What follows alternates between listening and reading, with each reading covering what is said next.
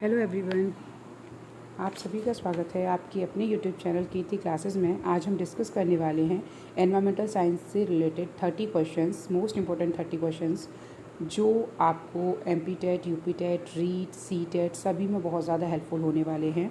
जो मेरे personal notes हैं उन्हीं नोट्स में से इन क्वेश्चंस को सेलेक्ट किया है मैंने आपके लिए।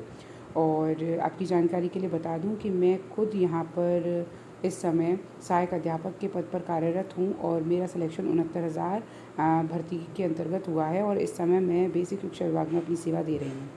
तो आप सभी की हेल्प करने के लिए और अपना एक्सपीरियंसेस को शेयर करने के लिए हम अब डेली 9 बजे लाइव होंगे और डेली इन क्वेश्चंस को डिस्कस करेंगे। तो ज़्यादा टाइम वेस्ट न करते हुए चलिए वीडियो को शुरू करते हैं। हमारा जो पहला क्वेश्चन है वो है, भारत में जल प्रदूषण निवारक एवं नियंत्रण अधिनियम कब पारित किया गया था। हमारे पास ऑप्शंस हैं वर्ष 1965, वर्ष 1974, वर्ष 1978, वर्ष 1986। एक मैं आपको ट्रिक या एक टिप बताना चाहूँगी। कभी कभी क्या होता है, हमें ये नहीं पता होता कि हमारा आंसर कौन सा है, तो वहाँ पर हमें स्मार्ट चॉइस करनी चाहिए। Smart choice in the sense कि हमें ये पता करना चाहिए कि कौन से गलत हैं। ठीक है, तो करेक्ट पता होना जो है वो इम्पॉर्टेंट तो है, लेकिन दूसरी चीज़ जो गलत है वो भी हमें पता होना ज़रूरी है। तो ये जो हमारा क्वेश्चन है, इसके लिए जो हमारा आंसर रहने वाला है वो रहने वाला है ईयर 1974। वर्ष 1974 में जल प्रदूषण निवारक एवं नियंत्रण अधिनियम जो था वो पारित किया गया था। ठीक है, तो इसको याद रखेंगे। ये वाला क्वेश्चन कई बार रिपीट हुआ है। शायद ये वाला जो क्वेश्चन था वो 2014 रीट एग्ज़ाम में भी आया है और एमपी टेट में भी ये क्वेश्चन आया हुआ है। और एक और पेपर था जिसमें मैंने देखा हुआ था, शायद जो पेपर था, कौन सा पेपर था अभी मुझे याद नहीं आ रहा है। तो एक पेपर में और आया हुआ है। तो ये क्वेश्चन काफ़ी इंपॉर्टेंट है और ईयर तो इम्पॉर्टेंट हो ही जाती है, ये आपसे पूछी जा सकती है। तो आप याद रखेंगे कि जल प्रदूषण निवारक एवं नियंत्रण अधिनियम कब पारित किया गया था। ईयर 1974 में पारित किया गया था। कॉपी पेंसिल लेके बैठिए और लिखते रहिए उस चीज़ को। ठीक है, नेक्स्ट क्वेश्चन इज़, जो पृथ्वी दिवस है वो कब मनाया जाता है। ये तो बहुत लड्डू क्वेश्चन है, आप सबको इसका आंसर पता होगा। इसमें हमारा है 15 फरवरी, 13 अप्रैल, 22 अप्रैल या 5 जून। तो आप सभी को पता है कि ये जो पृथ्वी दिवस जो मनाया जाता है वो हाल ही में निकल के गया है 22 अप्रैल को। आप लोग मुझे कमेंट बॉक्स में कमेंट करके बताएंगे कि जल दिवस कब मनाया जाता है। ठीक है, और ये जो वीडियो चल है इसको ज़्यादा से ज़्यादा शेयर कीजिए जिससे कि जो आपके फ्रेंड्स हैं वो भी इस वीडियो से जुड़ सकें। और ये हमारा इसमें है जो 5 जून है वो भी आपको याद रखना है। इससे भी क्वेश्चन आ जाता है कि 5 जून जो है उस दिन क्या होता है, तो बहुत इजी है, आपको पता होना चाहिए, पर्यावरण दिवस होता है। नेक्स्ट क्वेश्चन इज़, पंचायती राज व्यवस्था के अंतर्गत भारत में ग्राम शासन का एक दृष्टांत है। पंचायती राज व्यवस्था में जो गांव में जो शासन होता है वो किस टाइप का होता है। ठीक है, तो यहाँ पर हमारे पास जो ऑप्शन है वो है स्थानीय स्वशासन का, प्रतिनिधिक मूलक शासन का, जनवादी लोकतंत्र का या प्रत्यक्ष लोकतंत्र का। तो इसके लिए आंसर जो हमारा रहने वाला है वो स्थानीय स्वशासन का। तो ये जो हमारा एग्जाम्पल है वो किसका है, स्थानीय स्वशासन का एग्जाम्पल है। Next question and the most important question जिसको आपको याद रखेंगे, रट लीजिए, समझ लीजिए, जो आप कर सकते हैं वैसे कर लीजिए, कि जो हमारा है नेक्स्ट, जो राष्ट्रपति का निर्वाचन किस तरीके से होता है। ठीक है बेटा जी, तो ये इम्पॉर्टेंट नहीं है, मोस्ट इम्पॉर्टेंट है, ध्यान रखना। राष्ट्रपति का निर्वाचन जो होता है आपको पता है वोटिंग के थ्रू होता है। ये जो वोटिंग प्रोसेस जो होती है वो प्रत्यक्ष रूप से ना होकर वो किस तरीके से होती है, अप्रत्यक्ष रूप से होती है। इसमें लोकसभा के सदस्य होते हैं, राज्यसभा के सदस्य होते हैं और जो केंद्र शासित प्रदेश होते हैं उन जो देश होते हैं वहाँ के भी सदस्य जो होते हैं वो रहते हैं इसमें। ठीक है, अब इसके लिए देखो मैंने आपके लिए ये स्लाइड भी निकाली हुई है, आप चाहें तो स्क्रीनशॉट ले लीजिएगा इसका। राष्ट्रपति का निर्वाचन प्रत्यक्ष रूप से न होकर अप्रत्यक्ष रूप से होता है। तो देखिए कि जो राष्ट्रपति है उसका जो राष्ट्रपति का निर्वाचन प्रत्यक्ष रूप से न होकर अप्रत्यक्ष रूप से होता है और जिसमें निर्वाचन मंडल के सदस्यों द्वारा चुनाव आनुपातिक प्रतिनिधित्व के अनुसार एकल संक्रमणीय मत व गुप्त मतदान द्वारा उसका निर्वाचन द्वारा किया जाता है, जिसमें निम्न लोग शामिल होते हैं। अब इसमें शामिल कौन कौन से होते हैं, जो अभी मैं आपको बता चुकी हूँ ऑलरेडी कि बेटा जी इसमें कौन कौन शामिल रहता है। तो देखो भैया, वही मैंने जो अभी बताया वही है। संसद के दोनों लोकसभा राज्यसभा के निर्वाचित सदस्य होते हैं, और राज्य विधानसभाओं के निर्वाचित सदस्य होते हैं। केंद्र शासित जो प्रदेश होते हैं उनके सदस्य निर्वाचित सदस्य होते हैं। वो सब मिलकर वोटिंग करते हैं, और उस वोटिंग के आधार पर ये तय किया जाता है कि जो राष्ट्रपति है वो कौन होगा। तो इस क्वेश्चन के लिए आपका आंसर रहने वाला है अप्रत्यक्ष रूप से चुने जाते हैं। नेक्स्ट है, निम्न में से लाइकेन के प्रति संवेदनशील है। इससे रिलेटेड मैं 3 क्वेश्चंस आपको बताऊंगी इंपॉर्टेंट। पहला है व्हाट इज़ लाइकेन, लाइकेन होता क्या है ये हमें पता होना चाहिए। तो ये है हमारी एल्गी, ठीक है, ये है मेरी एल्गी। ये एल्गी क्या काम करती है, ये एल्गी रह रही है आराम से बढ़िया। अब इसके ऊपर यहाँ पर फंगस आके जमा हो गई, इसके साथ सिम्बायोटिक रिलेशनशिप बना लिया। सिम्बायोटिक रिलेशनशिप का मतलब होता है जब दो लोग एक साथ रहते हैं और दोनों को एक दूसरे से फ़ायदा है, चाहे आप सिम्बायोटिक रिलेशन कह लो उसको, चाहे म्यूचुअल रिलेशन कह लो, ठीक है। तो इस टाइप का रिलेशन बना लिया। अब एल्गी, और ये एल्गी कहती है I will provide you food, I am green in colour, मैं ग्रीन कलर की हूँ, मैं खाना बना सकती हूँ, मैं तुझे खाना दूंगी। फंगस कहती है फ्री में नहीं रह रही, I will give you protection, मैं तुझे प्रोटेक्शन दूंगी। तो यहाँ पे दोनों को एक दूसरे से फ़ायदा है, तो वो जो सिम्बायोटिक रिलेशनशिप हो गया वो लाइकेन। ये हो गया पहला क्वेश्चन। दूसरा क्वेश्चन कि जो लाइकेन है उससे क्या बनाया जाता है, ये भी इंपॉर्टेंट है, कई बार आता है। लाइकेन जो है उससे बनाया क्या जाता है, तो लाइकेन से बनाया जाता है बेटा जी लिटमस पेपर। आपने सुना होगा लिटमस पेपर 2 टाइप का होता है, ब्लू लिटमस पेपर और रेड लिटमस पेपर, जिसका यूज़ किया जाता है एसिड और बेस के टेस्टिंग के लिए। तो जो लाइकेन है उससे क्या बनाया जाता है, लिटमस पेपर बनाया जाता है। या लिटमस पेपर किससे बनता है, तो लाइकेन से बनता है। Third important question, lichens are sensitive to pollution. Lichen pollution के लिए सेंसिटिव होते हैं, और स्पेशली एयर पॉल्यूशन। जहाँ पे एयर पॉल्यूशन ज़्यादा होगा वहाँ लाइकेन्स कम होते चले जाते हैं या नहीं होते हैं। तो यहाँ वही पूछा है किसके प्रति सेंसिटिव हैं। तो आपको पता है एयर पॉल्यूशन जो होता है ना बेटा, उसमें जो मेजर पॉल्यूटेंट होता है दैट इज़ सल्फर डाइऑक्साइड और सल्फर ट्राइऑक्साइड, जो वाटर वेपर्स के साथ मिलकर क्या बनाती हैं, ये SO2 और SO3 जो हैं वो मिलकर क्या बनाती हैं, वाटर के साथ मिलती हैं और क्या बनाती हैं, H2SO4 बनाती हैं, जो बारिश के साथ नीचे आता है, जिसे हम एसिड रेन कहते हैं। तो इस क्वेश्चन के लिए जो हमारा आंसर रहने वाला है वो रहेगा हमारा सल्फर डाइऑक्साइड। तो लाइकेन्स किसके प्रति संवेदनशील होते हैं, sulphur dioxide, because it is the major pollutant of air pollution. ठीक। नेक्स्ट, ओजोन परत पतली या नष्ट हुई है। पहली तो बात, और ओजोन परत क्या है पता होना चाहिए आपको। ओजोन परत जो होती है वो क्या काम करती है, ये हमारे एटमॉस्फेयर में है, और ये क्या काम करती है, लगभग अगर मैं बोलूँ ये मेरा लिथोस्फीयर है, तो इस लिथोस्फीयर से अप्रॉक्सली 20 किलोमीटर अब आप जाएंगे तो आपको यहाँ पर ओजोन लेयर मिल जाएगी। ये ओजोन लेयर क्या काम करती है, ऊपर से जो यूवी रेज आ रही हैं ना, ये यहाँ से जो यूवी रेज आती हैं, ये जो यूवी रेज आती हैं, ये ऊपर से जो यूवी रेज आती हैं, यूवी रेज जो आती हैं उन यूवी रेज को रोकने का काम है, किसका काम है, ये जो मेरा ये जो ओजोन लेयर होती है उसका रोकने का काम होता है। अगर ये ओजोन लेयर, अब देखो हम क्या है, हम बहुत उस्ताद आदमी, हम क्या काम कर रहे हैं, हम यहाँ पर यूज़ कर रहे हैं CFCs को, ठीक है, मतलब कि रेफ्रिजरेटर हुआ, ये सब हुआ, यहाँ से हम यूज़ कर रहे हैं CFCs को, जिसे हम कहते हैं क्लोरोफ्लोरोकार्बन्स। ये क्लोरोफ्लोरोकार्बन्स निकलते हैं, और निकलने के बाद यहाँ जाके टकराते हैं, ठीक है। तो ये इन क्लोरोफ्लोरोकार्बन्स के पास क्या होता है, क्लोरोफ्लोरोकार्बन्स के पास होती है क्लोरीन। तो देखो ओजोन है, ये ओजोन किसके साथ अटैच हुई, क्लोरीन के साथ। ये क्लोरीन ओजोन मॉलिक्यूल को तोड़ देती है O2 में, और जो सिंगल जो O है उसके साथ खुद जुड़ जाती है, जिसे कहते हैं क्लोरेटाइन। एक क्लोरीन मॉलिक्यूल जो है वो लगभग 1 लाख ओजोन मॉलिक्यूल्स को डिस्ट्रॉय कर सकता है। तो धीरे धीरे करके ये क्लोरेटाइन जो है उनका अमाउंट बढ़ रहा है, तो जो हमारी ओजोन लेयर है वो नीचे से झड़ना शुरू हो गई है। तो ये वही क्वेश्चन हमसे पूछ रहे हैं महोदय कि ओजोन परत पतली या नष्ट कहाँ पर हुई है। तो आप याद रखेंगे अंटार्कटिका जो जगह है वहाँ पर जो ओजोन लेयर है वो पतली हुई है या क्षीण हुई है। भारतीय वन्य जैव मंडल को संक्षिप्त में क्या कहते हैं। भारतीय मतलब हो गया इंडियन, और वन्य मतलब हो गया फॉरेस्ट, और जैव मंडल बायोस्फीयर को संक्षिप्त में क्या कहते हैं, ठीक है।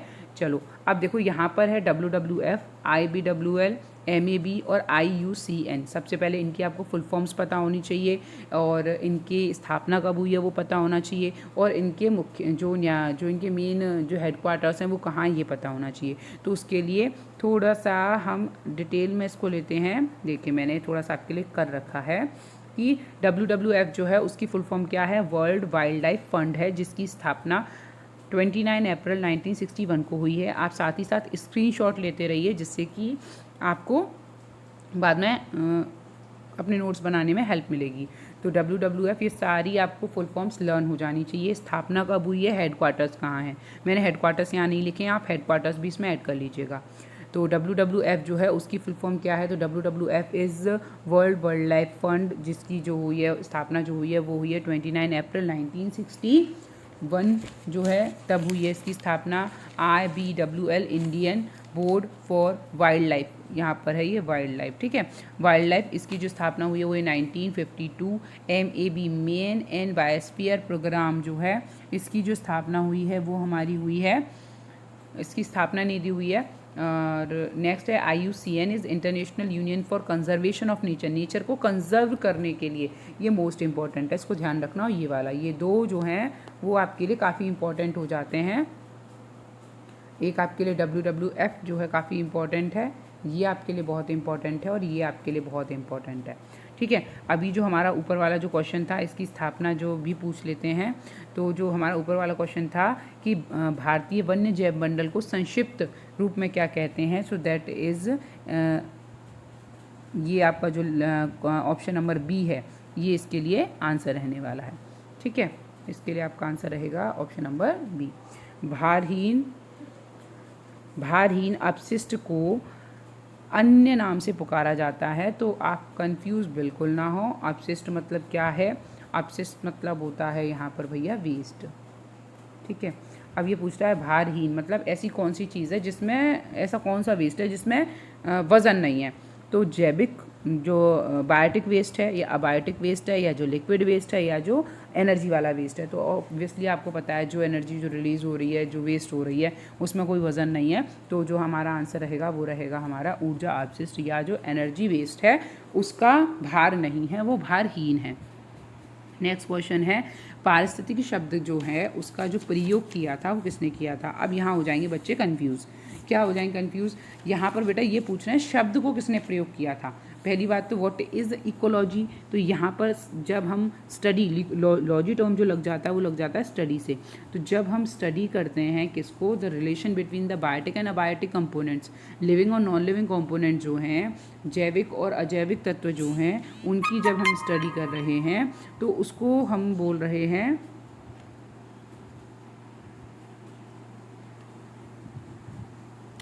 तो जो हम जो स्टडी कर रहे हैं उसको हम क्या बोल रहे हैं, उसको हम बोल रहे हैं आपका इकोलॉजी बोल रहे हैं, study of living and biotic and non biotic components होता है उसको, ठीक है। तो उसकी जो स्टडी है वो इकोलॉजी है। तो ये बोल रहे हैं वो इकोलॉजी टर्म जो है वो किसने दिया है, फर्स्ट इज रीटर, हैकेल, ऑडम या इन सभी ने। तो इन सभी ने तो ऑप्शन होता ही नहीं है, ये मूर्ख बनाने के लिए होता है। इन सभी ने, इन सभी हम तब जाते हैं या ऑल ऑफ दीज हम तब जाते हैं जब हमें पता होता है कन्फर्मली कि हमारे दो ऑप्शंस करेक्ट हैं। अगर हमारे दो ऑप्शंस करेक्ट होते हैं तो हम जा सकते हैं इन सभी ने पर, ठीक है। लेकिन हमें पता है कि यहाँ पर हमारा ऑप्शन जो है वो हमारा आंसर रहने वाला है ऑप्शन A, रीटर। रीटर जो है उन्होंने इकोलॉजी टर्म जो है वो दिया है। नेक्स्ट, सर्वोच्च न्यायालय किस संस्था का निरीक्षण कर सकता है। सुप्रीम कोर्ट जो है वो किस संस्था का निरीक्षण कर सकता है। तो इसके लिए जो हमारे ऑप्शंस हैं वो हैं केंद्रीय मंत्रिमंडल, संसद, अधीनस्थ न्यायालय या निर्वाचन आयोग। तो ऑब्वियसली आपको पता है अगर जो कोर्ट है हमारा जो है सुप्रीम कोर्ट है जो, तो वो किसका करेगा भैया, वो करेगा अपना अधीनस्थ न्यायालय जो है उसका वो निरीक्षण कर सकता है, ठीक है। तो इसके लिए आपका ऑप्शन रहेगा अधीनस्थ न्यायालय। एक पौधे तथा उसकी जाति के पौधों के वातावरण के बीच, देखो जैसे कि ये मेरा एक फॉरेस्ट है, ये फॉरेस्ट है, फॉरेस्ट जो बनता है वो आपको पता है ट्रीज से बनता है, बहुत सारे प्लांट्स से और एनिमल्स से बनता है आपस में। तो ये मेरे काफ़ी सारे क्या हैं, ये ट्रीज़ हैं मेरे, ठीक है। ये इस तरीके से मैंने काफ़ी सारे ट्रीज़ बना लिए। अब ये जो मेरे ट्रीज़ हैं, अब ये वाला जो ट्री है, इस वाले ट्री का रिलेशन इस वाले ट्री के साथ किस तरीके से है, ठीक है। रिलेशन मीन्स कि ये किसी न किसी तरीके से क्या होगा, सेम जाति का। जैसे अगर ये रोज़ का है, नहीं, अगर ट्री की बात कर रहे हैं तो ये वाला अगर मैंगो का है और ये वाला भी अगर ट्री मैंगो का है, तो ये जो दोनों मैंगो के जो ट्रीज़ हैं, इनमें आपस में क्या होगा, रिलेशन होगा, ठीक है। दोनों बायोटिक कॉम्पोनेंट्स हो गए। अब इन दोनों का जो एटमॉस्फेयर है, क्या वो किस तरीके से एक दूसरे से रिलेटेड है, इसकी स्टडी को क्या कहते हैं? तो बेटा जी, इसकी स्टडी को कहा जाता है ऑटिकोलॉजी। इसे कहा जाता है स्वपारिस्थितिकी। स्वपारिस्थितिकी में जब हम एक प्लांट दूसरे प्लांट, मतलब अपनी ही जाति का प्लांट, मीन्स एक प्लांट अपनी ही जाति का जो प्लांट है और जो वातावरण है, उनके बीच का जो स्टडी जो हम पढ़ रहे हैं, वो होता है स्वपारिस्थितिकी। और अगर मैं बात करूं कि पूरे फॉरेस्ट का वातावरण के साथ किस तरीके से रिलेशन है, तो उसे मैं कहूँगी सेनिकोलॉजी। अगर एक प्लांट की बात कर रही हूँ, ओनली वन प्लांट या वन ट्री की बात कर रही हूँ मैं, किसके साथ, एटमॉस्फेयर के साथ, तो वो हो जाएगा आपकी ऑटिकोलॉजी या फिर हम कहते हैं स्वपारिस्थितिकी। और जब मैं पूरे फॉरेस्ट की बात करूँगी, रिलेशन किसके साथ होगा उसका, जो पूरा जो वो है, जो पूरे जो ट्रीज़ हैं उनका जो रिलेशन अगर मैं बात करूँगी, तो वो मेरा हो जाएगा, कौन सा हो जाएगा, सेनिकोलॉजी हो जाएगा। तो इस क्वेश्चन के लिए जो हमारा आंसर रहेगा वो रहेगा बेटा जी स्वपारिस्थितिकी, ठीक है। अब इसी के लिए मैंने आपके लिए एक स्लाइड अरेंज की है कि क्लासिफिकेशन इकोलॉजी को दो पार्ट्स में डिवाइड किया गया है। एक है ऑटिकोलॉजी और दूसरा होता है सिनिकोलॉजी, जो मैं अभी बता रही थी आपको। It deals with the study of individual organism and individual species. इसमें एक ही स्पीशीज़ या फिर किसके साथ रिलेशन, उसके या तो उसकी सेम जाति के लोगों के साथ, मतलब एक मैंगो ट्री का दूसरे मैंगो ट्री के साथ रिलेशन, या फिर एनवायरनमेंट के साथ जो रिलेशन है। जैसे ट्री इन अ फॉरेस्ट, यहाँ पे एक ट्री का फॉरेस्ट में कैसे रिलेशन है और यहाँ जो फॉरेस्ट है उसका एटमॉस्फेयर के साथ कैसा रिलेशन है, ठीक है। तो यहाँ पर जो है वो सिंगल यहाँ आ गया सिंगुलर नंबर, यहाँ आ गया प्लूरल नंबर। इस तरीके से आप इसको समझ सकते हैं।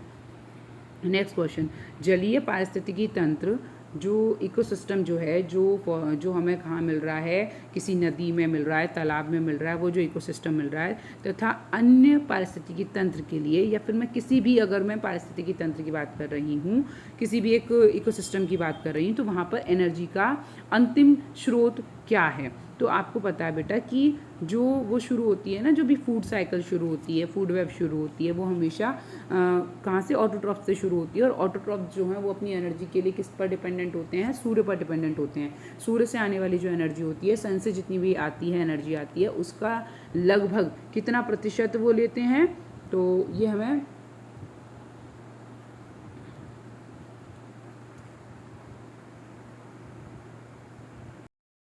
अगला क्वेश्चन है, किस राज्य में कुल अनुपात के क्षेत्रफल के हिसाब से सर्वाधिक वन हैं। सबसे ज़्यादा वन जो हैं, अगर हम क्षेत्रफल के हिसाब से बात करें तो कहाँ पर हैं, ठीक है। लेकिन यहाँ पर क्या बोल रहा है, यहाँ बोल रहा है कुल अनुपात के क्षेत्रफल के हिसाब से। तो कुल अनुपात के क्षेत्रफल के हिसाब से सबसे ज़्यादा जो वन है वो हैं बेटा जी अरुणाचल प्रदेश में। अगला है, कौन सा वृक्ष पारिस्थितिकी आतंकवादी माना गया है। बबूल, अमलतास, जेट्रोपा और यूकेलिप्टस। यूकेलिप्टस जो है, इसमें मैं आपको एक चीज़ बताऊंगी कि एक्चुअल में क्या था कि जब जो अंग्रेज़ थे, जब दलदली ज़मीन ज़्यादा थी, मतलब तो उसमें उन्होंने क्या किया, बाहर से लाके यूकेलिप्टस लगा दिया। यूकेलिप्टस जो है उसकी एक स्पेशलिटी है कि वो हाइग्रोस्कोपिक नेचर का होता है, बहुत ज़्यादा पानी एब्जॉर्ब करता है।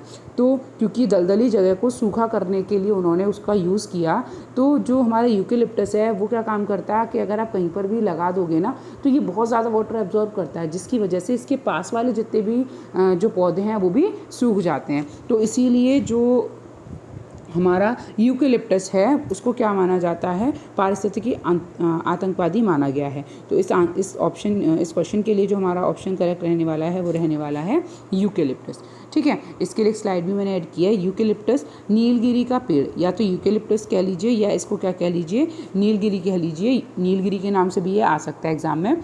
ये पर्यावरण के लिए हानिकारक होता है, धरती से अधिक मात्रा में, जो मैंने अभी बात बताई थी कि अधिक मात्रा में मात्रा में पानी सोखकर अन्य पौधों को निर्जीव कर सकता है। यह पेड़ अंग्रेज़ों के शासनकाल में दलदली भूमि का ठीक से उपयोग करने के लिए लाया गया था। ये जो दलदली भूमि है वहाँ पर जब इन्होंने लगा दिया तो फिर उसने वाटर एब्जॉर्ब कर लिया, जिसकी वजह से वो सूखी हो गई और उसको वो ईजिली यूज़ कर पाए उस ज़मीन को। ठीक है, तो जो अगला क्वेश्चन है उसके लिए आगे बढ़ते हैं। भारत का किस राजमार्ग में प्रदेश राजमार्ग की लंबाई सर्वाधिक है? ये मोस्ट इम्पॉर्टेंट है भैया, इसको तो रट लो तुम। इम्पॉर्टेंट नहीं है, मोस्ट इम्पॉर्टेंट है भाई साहब। ये क्यों है ये इम्पॉर्टेंट? क्योंकि जो ये पहले तो आपको NH पता होना चाहिए, नेशनल हाईवेज़ जो है वो पता होना चाहिए, कहाँ पे कौन कौन से नेशनल हाईवेज़ हैं। अब इतना तो आप लर्न करना काफ़ी टफ हो जाता है, लेकिन कुछ सेलेक्टेड हैं जिनको आप कर सकते हो। जैसे कि यहाँ पे एक स्लाइड बनाई है मैंने, ये देखो। पहला है यूपी का सबसे लंबा जो राजमार्ग है, राष्ट्रीय राजमार्ग जो है वो जो आपका है NH-19 है, ये ध्यान रखना।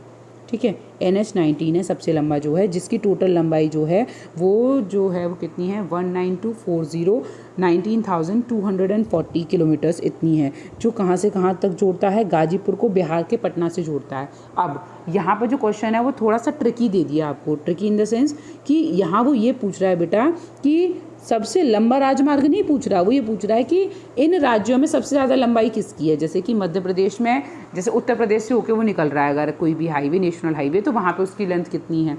ठीक है, तो इस तरीके से वो पूछ रहा है। तो यहाँ पे देखो, जो मेरा NH-19 है ना बेटा जी, इसकी जो लेंथ है ना, यूपी के अंदर जो लेंथ है, ओनली इन यूपी जो है वो है 240 किलोमीटर्स है। बिहार का सबसे लंबा जो है वो कौन सा है? NH-57 है, जिसकी जो लेंथ है वो कितनी है? 310 किलोमीटर है, जो मुजफ्फरनगर से पूर्णिया तक है। नेक्स्ट जो है वो हमारा है MP में है, NH-44 है, जो जिसकी टोटल लेंथ जो है वो कितनी है? जिसकी टोटल लेंथ है हमारी 3806 है, 3806 किलोमीटर्स है।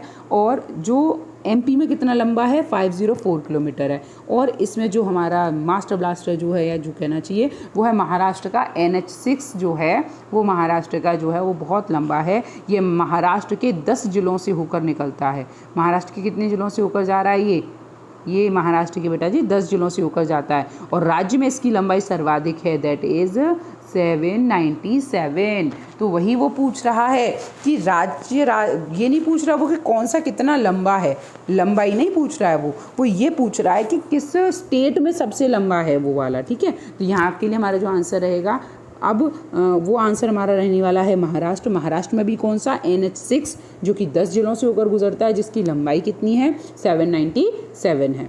ठीक है, देखिए, तो इस ऑप्शन के लिए इस क्वेश्चन के लिए हमारा जो आंसर रहेगा वो रहेगा महाराष्ट्र। ठीक, चलिए अब आगे बढ़ते हैं। आगे नेक्स्ट हमारा क्वेश्चन है, इटाई नामक रोग किस धातु की अधिकता से होता है? इसे समझ लो बेटा थोड़ा सा।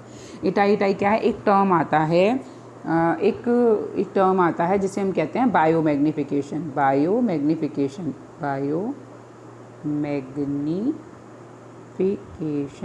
क्या होता है बायोमैग्निफिकेशन? कितना लंबा टर्म है देखो। जैसे कि कोई भी जो जानवर है या कोई भी, जैसे फिशेज़ हैं, फिशेस पॉल्यूटेड वाटर के अंदर रह रही हैं, तो वो उस पॉल्यूटेड वाटर के अंदर रह के क्या हो जाती हैं? हैबिचुअल हो जाती हैं, और उनके अंदर जो नॉन बायोडिग्रेडेबल सब्सटेंसेस हैं वो इकट्ठा होना शुरू हो जाते हैं, जो भी पॉल्यूटेंट्स हैं वो इकट्ठा होना शुरू हो जाते हैं। तो हो सकता है कि वो जो पॉल्यूटेंट्स हैं वो उस फिश के लिए तो हार्मफुल नहीं है, लेकिन उस फिश को जो खाएगा उसको वो हार्मफुल, उस व्यक्ति के लिए वो हार्मफुल होंगे। तो बायोमैग्निफिकेशन कहता है, क्या कहता है? बायोमैग्निफिकेशन कहता है क्या हो जाना? अक्यूमुलेशन हो जाना, इकट्ठा हो जाना, accumulation of non biodegradable substances. Non biodegradable substances obviously non biodegradable हैं, केमिकल्स हैं, तो वो किसी भी एक ट्रॉपिक लेवल में, किसी भी एक ऑर्गेनिज्म की बॉडी में कलेक्ट हो जाते हैं, और जो व्यक्ति उन ऑर्गेनिज्म को लेता है उनके लिए वो हार्मफुल होते हैं। तो in short what is biomagnification? Accumulation of non biodegradable substances in a trophic level, वो होता है नॉन बायो। अब ऐसे समझो कि अगर कोई भी ऐसा पॉल्यूटेंट है, जैसे कि एक बीमारी होती है इटाई बीमारी होती है। इस इटाई में बेसिकली क्या होता है कि जो बोन से रिलेटेड डिसऑर्डर है ये, तो अब दिमाग में जाएगा भैया बोन से रिलेटेड है तो कैल्शियम पे चले जाओ, नहीं, कैल्शियम नहीं है। इसमें क्या है, किसकी अधिकता से होता है? तो यहाँ आप ध्यान रखेंगे जो कैडमिनियम जो है, इस कैडमिनियम की अधिकता की वजह से ये जो इटाई है इसकी वजह से होता है, CD कैडमिनियम की वजह से होता है। एक बीमारी और है जो काफ़ी ज़्यादा पूछी जाती है, वो है मरकरी, HG। फिशेज़ हैं जिनकी बॉडी में मरकरी का एक्यूमुलेशन हो रखा है, अगर आपने उन फिशेज़ को खा लिया तो एक बीमारी हो जाती है, that is called as Minamata syndrome. ठीक है, मिनामाटा सिंड्रोम जो होता है उसमें क्या होता है, कोई सिंड्रोम का मतलब ही होता है कि ऐसी बीमारी जिसमें अपार लक्षण दिखाई दे रहे हैं, आपको बहुत सारे लक्षण हैं। एड्स बोलते हैं एक्वायर्ड इम्यूनो डिफिशियंसी सिंड्रोम।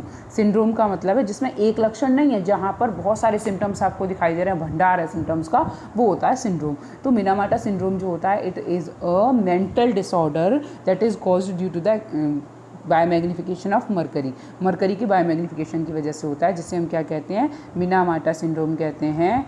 अच्छे से लिख लो, याद कर लो कि मरकरी की वजह से कौन सा होता है,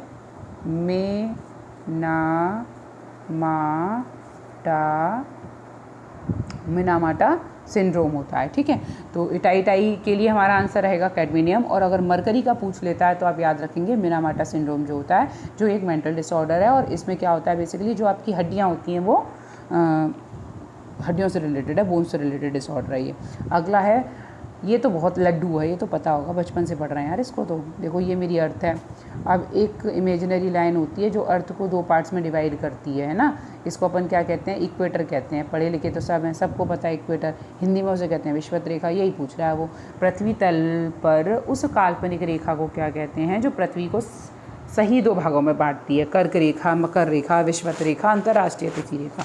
तो बाकी तो बकवास है सब, बस ये ध्यान रखना है, इक्वेटर या विषुवत रेखा जो होती है वो क्या करती है, दो पार्ट्स में डिवाइड करती है। ठीक है, काल्पनिक रेखा है, कोई प्रॉपर लाइन नहीं बना रखी है किसी ने। नेक्स्ट क्वेश्चन, एक और बहुत बढ़िया हॉट्स क्वेश्चन समझ लो इसको भैया। हॉट्स मतलब होता है high order thinking skill question, बहुत इंपॉर्टेंट क्वेश्चन है ये। ठीक है, सबके क्या नाम याद करने, ऊपर भी 4 बताए मैंने अभी, ये 4 ही हो गए, 8 हो गए। ये तो आपका एक होमवर्क तो हो ही गया कि भैया ये 8 की फुल फॉर्म याद करनी है, इनके मुख्यालय कहाँ हैं वो याद करने हैं, और हेडक्वार्टर्स याद करने हैं, स्थापना कब हुई है वो याद करने हैं, क्या काम कर रहे हैं वो और कर लेते हैं तो शाबाश, बहुत बढ़िया है, फिर तो कोई बात ही नहीं है। पर फिलहाल के लिए UNDP, यूनेस्को, WHO या UNEP। WHO तो सब जानते हैं, वर्ल्ड हेल्थ ऑर्गेनाइजेशन है। अब वो ये पूछ रहा है, निम्नलिखित में से कौन एक अंतर्राष्ट्रीय संस्था पर्यावरणीय कार्यक्रम में विशेष भूमिका नहीं निभाती है, means that is not related to the environment. तो वर्ल्ड हेल्थ ऑर्गेनाइजेशन मुझे लगता नहीं है कि कुछ पर्यावरण से रिलेटेड कोई काम कर रही है, शायद करती हो। चलो पहले इनकी फुल फॉर्म्स देखते हैं, उसके बाद आगे इसका आंसर डिस्कस करते हैं। देखो, UNDP United Nation Development Programme जो शुरू किया गया था 22 नवंबर 1965, 22 नवंबर 1965 को। यूनेस्को मोस्ट इंपॉर्टेंट है, ध्यान रखना, इससे रिलेटेड बहुत ज़्यादा क्वेश्चन आ जाते हैं। अच्छा मैं तुम्हें एक चीज़ बता रही थी यार, एक हाल ही में एक डिस्कवरी हुई है, वाई क्रोमोसोम से रिलेटेड है। वाई क्रोमोसोम जैसे आपको पता है कि XY और XX 2 क्रोमोसोम्स होते हैं, एक सिंगल पेयर क्रोमोसोम होता है ना, 23 पेयर ऑफ क्रोमोसोम होते हैं, जिसमें से 22 पेयर जो होते हैं उन्हें ऑटोसोम्स कहते हैं, और 1 पेयर जो होता है उसे सेक्स पेयर कहते हैं, जो फीमेल के अंदर XX होता है और मेल के अंदर जो होता है वो XY होता है। तो साइंटिस्ट ने ऐसा पाया है कि ये जो वाई क्रोमोसोम है ना, इसका जो अमाउंट है वो कम हो रहा है। अगर धीरे धीरे करते ही कम होता गया तो क्या होगा, मेल पैदा ही नहीं होंगे। इस पर रिसर्च चल रही है, इसको देखना, अच्छा है, इंटरेस्टिंग है। ठीक है, चलो, तो UNESCO is United Nations Educational, Scientific and Cultural Organization. एक और इम्पॉर्टेंट चीज़ समझ लो यहाँ से, इसमें 332 कंट्रीज़, यूनेस्को में कितनी कंट्रीज़ सम्मिलित हैं, 332 कंट्रीज़ हैं जो सम्मिलित हैं। और ये इंडिया इसमें कब जुड़ा है, इंडिया जुड़ा है सन 1946 से इंडिया जुड़ा है। ये चल पहले से रहा है, लेकिन हमें तो इंडिया से मतलब है, तो इंडिया इसमें कब इसका पार्ट बना है, 1946 से पार्ट बना है। अच्छा एक और बताती हूँ, अभी रिसेंट का ही क्वेश्चन है ये भी आ जाता है। बिपरजॉय की जो बात करी, वैसे वो है बाइपरजॉय, लेकिन क्योंकि वो बांग्लादेश ने उसका नामकरण किया है, दैट इज़ वाई इसको बिपरजॉय बोला गया। जो साइक्लोन जो आया है, जो चक्रवात जो आया है, जो अरब सागर जो है वहाँ पर जो आया है। ठीक है, नॉर्मली जो आते हैं बंगाल की खाड़ी में आते हैं। क्यों आते हैं ये इसलिए आते हैं क्योंकि टेम्परेचर वहाँ का जो रहता है वो ज़्यादा रहता है। इसके लिए जो साइक्लोन्स हैं उनके आने के लिए 27 डिग्री सेल्सियस टेम्परेचर होना चाहिए, और एक बहुत बढ़िया सी सरफेस होनी चाहिए, वाटर सरफेस होनी चाहिए। नदी तालाबों में नहीं आ सकता साइक्लोन। तो ये चीज़ आप बिपरजॉय के बारे में देखना। और अगला जो चक्रवात आने वाला है उसका नाम मैं भी आपसे बता देती हूँ, उसका नाम होगा, क्या होगा उसका नाम, जो होगा उसका नाम होगा तेज। और उसको जो नाम देगा वो इंडिया देगा, ठीक है।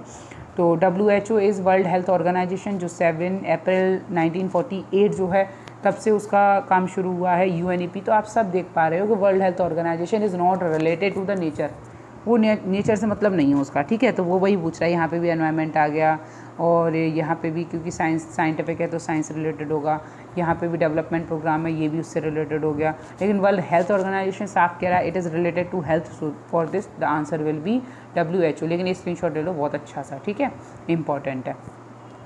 ले लिया, चलो अब देखो यहाँ पे है हमारा इस क्वेश्चन के लिए आंसर कौन सा रहेगा, अभी बताया बेटा जी मैंने, इसका आंसर रहेगा WHO रहेगा इसके लिए आंसर, ठीक है। नेक्स्ट क्वेश्चन डिस्कस करते हैं। नेक्स्ट इज निम्नलिखित में से कौन सा एक पारिस्थितिकी पिरामिड का प्रकार नहीं है। ये भी इंपॉर्टेंट है, याद रखना। पिरामिड्स होते हैं जो हमारे इकोलॉजिकल पिरामिड्स होते हैं वो होते हैं भैया तीन टाइप का होता है इकोलॉजिकल पिरामिड जो होता है। एक तो होता है भैया नंबर का पिरामिड होता है ना, एक जो होता है वो भार का पिरामिड होता है ना। तो यहाँ पे वही पूछ रहा है, और एक एनर्जी का पिरामिड होता है। 3 पिरामिड्स होते हैं, लेकिन विसर्जित ऊर्जा पिरामिड कुछ नहीं होता है। इसके लिए भी मैंने स्लाइड अरेंज की हुई है आपके लिए, मैं बताती हूँ अभी आपको।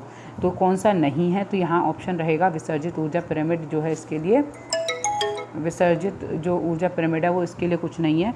पर इसकी जो स्लाइड है उसको देख लो थोड़ा सा, देखो ये देखो यहाँ पे 3 टाइप का दे रखा है पिरामिड। पहला जो दे रखा है, एक अच्छे से समझ लो, ये देखो पहला जो होता है पिरामिड ऑफ एनर्जी की बात करते हैं। यहाँ पे आपको पता है एनर्जी जो होती है सबसे ज़्यादा किस में होती है, प्राइमरी प्रोड्यूसर्स में होती है। वहाँ से वो जितना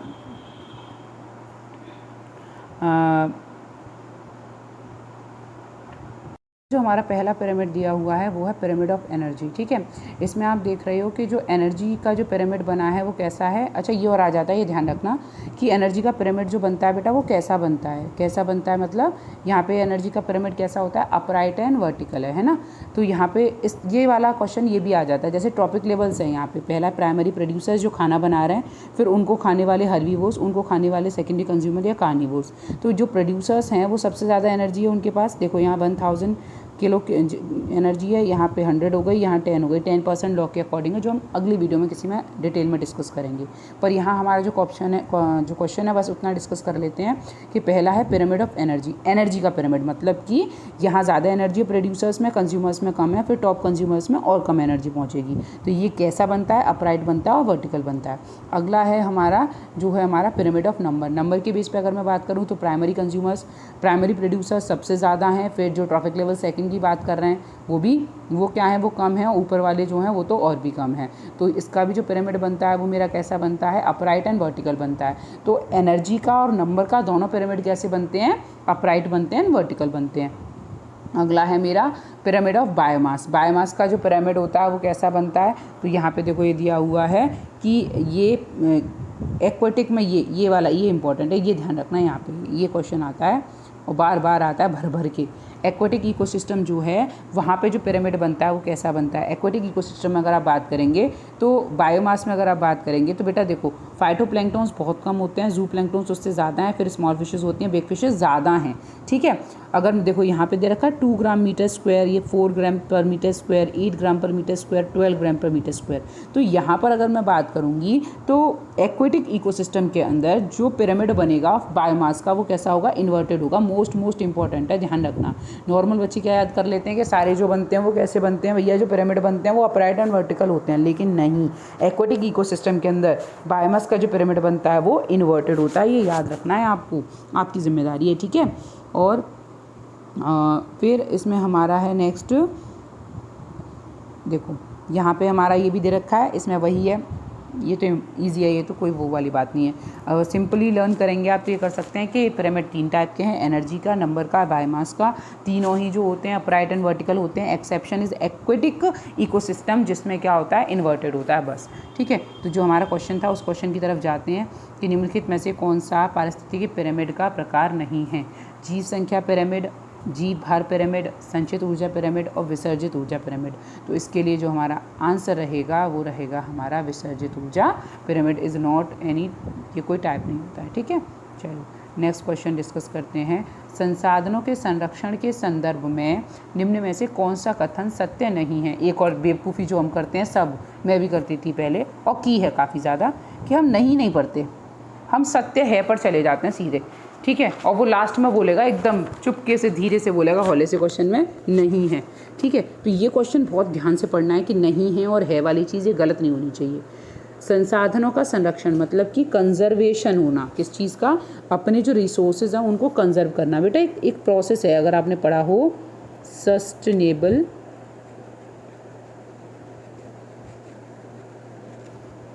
डेवलपमेंट, ठीक है। सस्टेनेबल डेवलपमेंट क्या है, संसाधनों का संरक्षण क्या है मतलब, है ना। तो सस्टेनेबल डेवलपमेंट का मतलब होता है जैसे पापा ने दिए 100 रुपये, ठीक है, एक महोदय को दिए, वो भाई साहब घर से पैसे लेके आए, बाहर निकल के गए और पूरे पैसे उन्होंने चट कर दिए, आगे के लिए नहीं बचाया। और दूसरा जो उसका दोस्त वो बहुत चालू, 100 में से उसने 2 रुपये का या 3 रुपये खर्च किया, बाकी उसने आगे के लिए रख दिया। तो जो हम अपने रिसोर्सेज को एक लिमिटेड वे में खर्च कर रहे हैं जिससे कि वो आगे जनरेशन के लिए बचे रहें, that is a sustainable development, ठीक है। अब पहले तो ये समझो कि संसाधनों का संरक्षण का मतलब होता है सस्टेनेबल डेवलपमेंट, मतलब संसाधनों को ऐसे यूज़ करना। अच्छा ऐसे थोड़ी कि बचाने का मतलब ये है कि आज भूखे मरेंगे, नहीं, हम लिमिटेड नंबर जो है या लिमिटेड जो अमाउंट है उसमें हम उसको यूज़ करेंगे, रिसोर्स को, और इस तरीके से यूज़ करेंगे।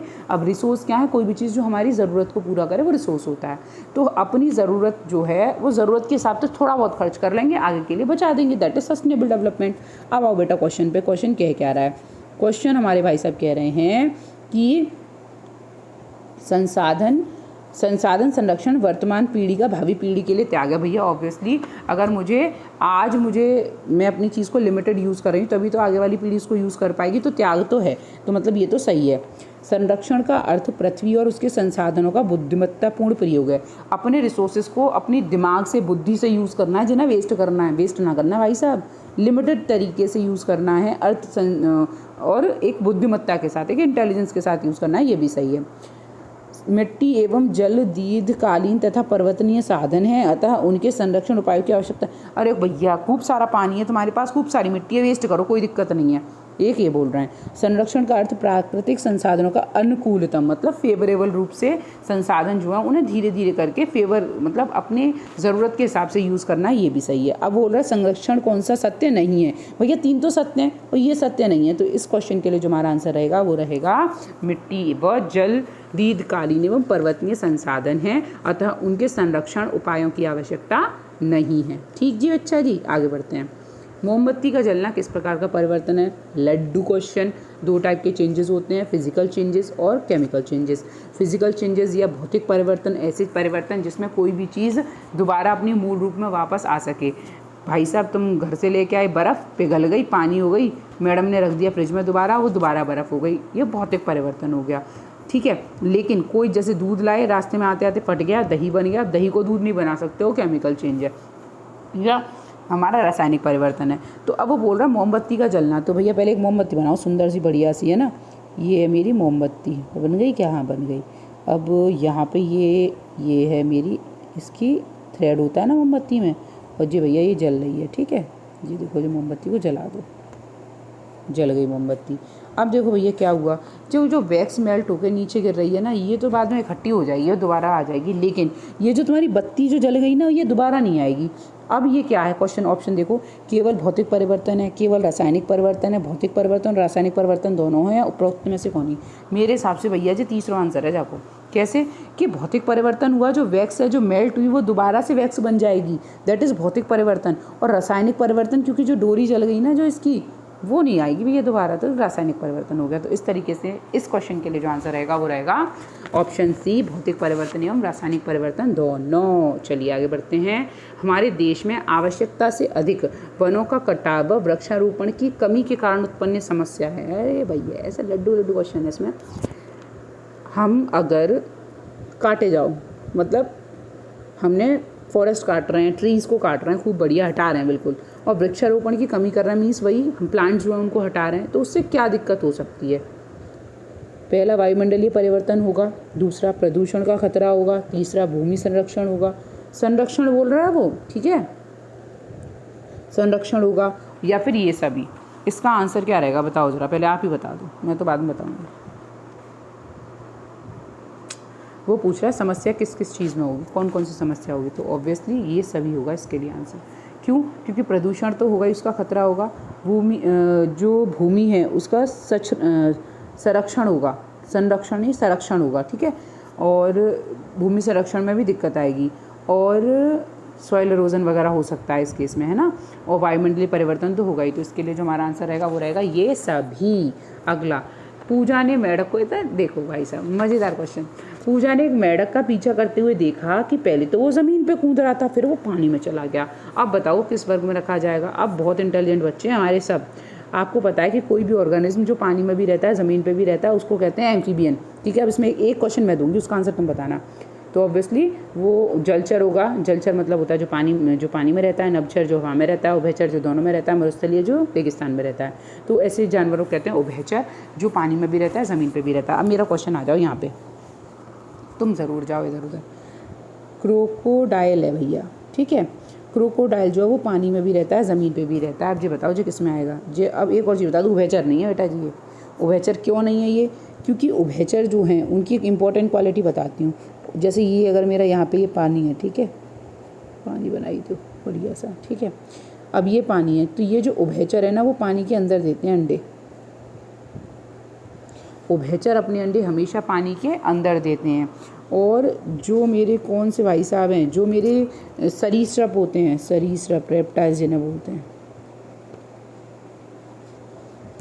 सरीसृप कह लो या रेप्टाइल्स कह लो, ये अपने अंडे हमेशा पानी के बाहर देते हैं। तो क्रोकोडाइल भले ही पानी और ज़मीन दोनों में रह रहा है, लेकिन ये मेरा कौन है? ये मेरा सरीसृप है, ये मेरा उभयचर नहीं है। क्यों? क्योंकि सरीसृप जो होते हैं वो अपने पानी अंडे जो देते हैं वो हमेशा पानी के अंदर देते हैं, ठीक है। तो ये क्वेश्चन भी कई बार आया हुआ है। चलिए, अहरित। अहरित का मतलब होता है एक क्लोरोफिलस प्लांट, जिनके पास क्लोरोफिल नहीं है, जो अपना खाना स्वयं नहीं बना सकते और दूसरे पौधों से प्राप्त करते हैं, दूसरों पर डिपेंडेंट हैं, ठीक है। उन्हें क्या कहेंगे?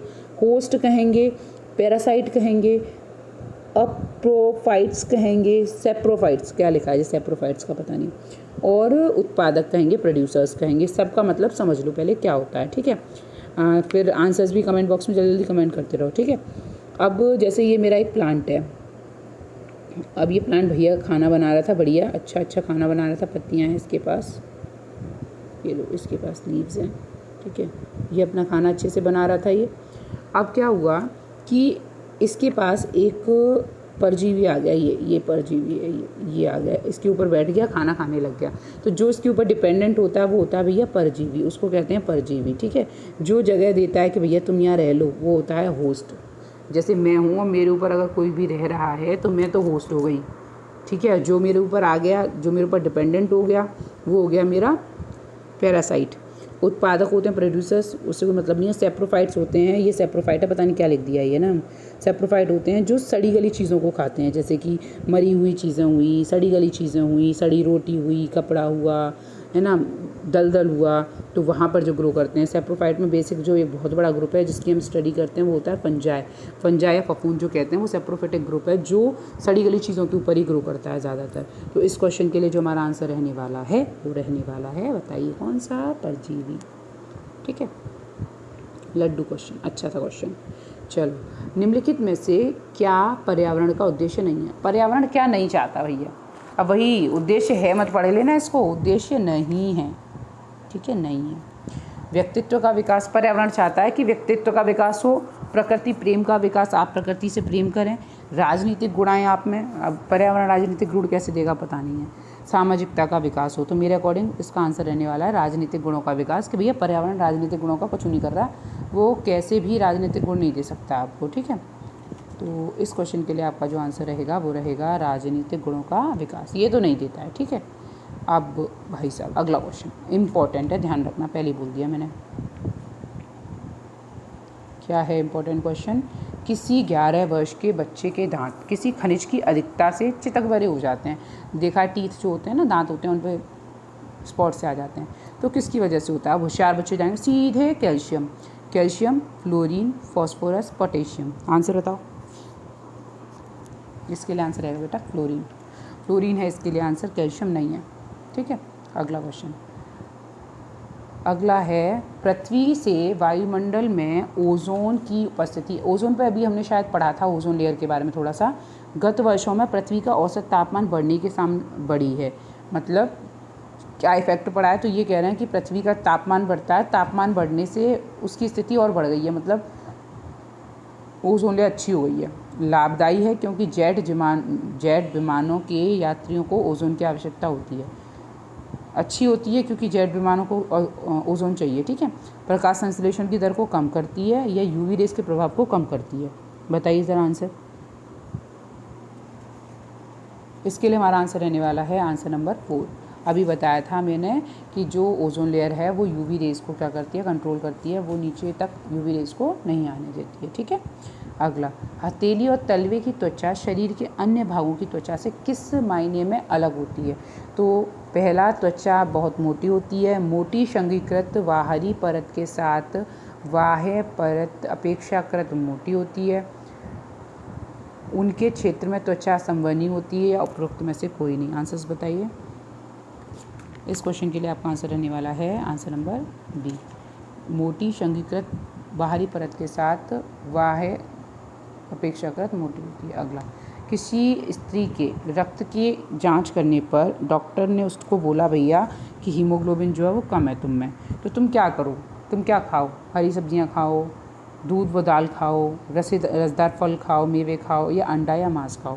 पहली चीज़, हीमोग्लोबिन जो है उसमें अगर वो कमी है तो कहीं ना कहीं हम सीधे जाते हैं आरबीसीज़ के पास, ठीक है, और आयरन के पास, क्योंकि हीमोग्लोबिन का जो मेन कंपोनेंट होता है, मेन कंपाउंड होता है वो होता है आयरन, हिमैटिन कहते हैं उसको, ठीक है, पोरफोरिन या हिमैटिन कहते हैं उसको, तो उसका बनना ज़रूरी है। तो उसके लिए आप दूध और दालें खाओगे तो प्रोटीन का सोर्स है, अंडा और मांस खाओगे तो प्रोटीन का सोर्स है, जो फल और मेवे खाओगे वो फाइबर का सोर्स है, और हरी सब्जियां खाओगे तो ये हरी सब्जियों में आयरन भरपूर मात्रा में होता है। So your answer will be हरी सब्जियां, ठीक है। नेक्स्ट क्वेश्चन, प्रकाश रासायनिक धूम कोहरे की रचना के लिए निम्नलिखित में से कौन सी आवश्यकता नहीं है। क्या चीज़ नहीं चाहिए तुम्हें धूम कोहरा बनाने के लिए। अब समझना, प्रकाश रासायनिक धूम होता क्या है। हवा निकल रही हो, जैसे ये सूरज है, ठीक है, सूरज निकल रहा है, बढ़िया। अब सूरज तो निकल रहा है, इसकी सनलाइट भी आ रही है, ठीक है। अब ऊपर से क्या आ रहा है, पॉल्यूशन आ रहा है, ऊपर से क्या आ रहा है, पॉल्यूशन। पॉल्यूशन में क्या है, सल्फर डाइऑक्साइड है, कार्बन डाइऑक्साइड है, नाइट्रोजन डाइऑक्साइड है, ये सारे ऑक्साइड्स हैं जो एयर पॉल्यूशन के वो हैं। तो इस केस में क्या होगा कि आप देखोगे कि जो एयर है या जो मेरा एटमॉस्फेयर है वो अलग सा उसमें क्या हो जाएगा, कोहरा सा छा जाएगा, रासायनिक धूम बन जाएगी, तो उसे कहते हैं प्रकाश रासायनिक धूम। अब ये पूछा है किस चीज़ की ज़रूरत नहीं है, तो इन सब में मैंने किसकी बात नहीं की, ऑब्वियसली मैंने बात नहीं की है ऑक्सीजन की। तो इस क्वेश्चन के लिए मेरा जो आंसर रहने वाला है वो रहने वाला है ऑक्सीजन। ऑक्सीजन की ज़रूरत नहीं होती है, ठीक है। तो यहाँ पर आंसर रहेगा मेरा ऑक्सीजन। अब देखो इसके मैंने वो भी स्लाइड ऐड की है, देख लो आप। प्रकाश रासायनिक धूम कोहरा प्रकाश रासायनिक तब बनता है, कब बनता है, अभी बताया कब बनता है, पढ़ लो पर एक बार तुम।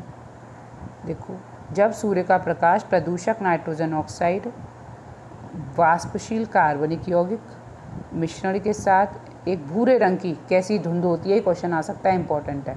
कैसे रंग की, भूरे रंग की, ब्राउन कलर की धुंध, इसे लॉस एंजलिस धूम कोहरा भी कहते हैं। ये इंपॉर्टेंट है भैया, इसे लॉस एंजलिस धूम कोहरा भी कहते हैं। इसे ऑक्सीकरण धूम कोहरा भी कहा जाता है। इसमें ऑक्सीजन की ज़रूरत नहीं है, ठीक है, नाइट्रस इसमें ऑक्साइड कंपाउंड की ज़रूरत है। तो ये वीडियो, आज के लिए वीडियो इतनी ही रखेंगे हम। उम्मीद है आपको वीडियो पसंद आई होगी। अगर वीडियो पसंद आई हो तो प्लीज़ ज़्यादा से ज़्यादा शेयर करें और सब्सक्राइब करना ना भूलें, और वीडियो को एक लाइक तो बनता है यार। चलो ठीक है, बाय, अपना ख्याल रखें, कल फिर मिलते हैं इसी टाइम पर।